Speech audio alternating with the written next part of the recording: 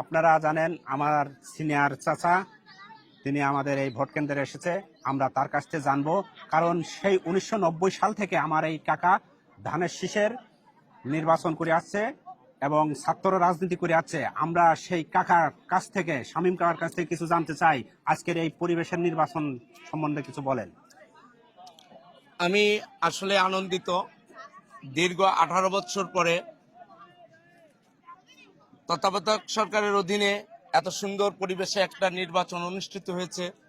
যদিও আমরা রাজবাড়ী 2 আসনের বালিয়াকান্দি উপজেলার শালমারা 1 নং ওয়ার্ড এবং শালকি নিঃসন্তপুর 2 নম্বর ওয়ার্ড শান্তিপূর্ণভাবে আমরা চিরদিন দেখে আসছি যে আমাদের ভোট কেন্দ্র ভোট কাস্ট হয়। এবারও তার ব্যতিক্রম নয়। আমার কাছে মনে হয়েছে যে বিগত দিনগুলোর থেকেও আজকের ভোটের নির্বাচনী পরিবেশটা আরো ভালো ছিল। এবং আমি একজন সাবেক ছাত্র দলের ছাত্রনেতা হিসাবে আমি জানি, আমার অনুধাবন যে শালমারা শালকি নিঃসন্তপুর বিএনপি অধ্যুষিত এলাকার মানুষের একটাই প্রতীক, সে হচ্ছে ধানের শীষ।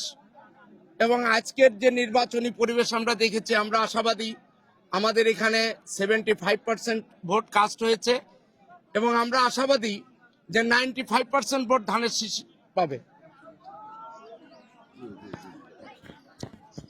আমাদের এই যে আরেক ফরিদ লিডার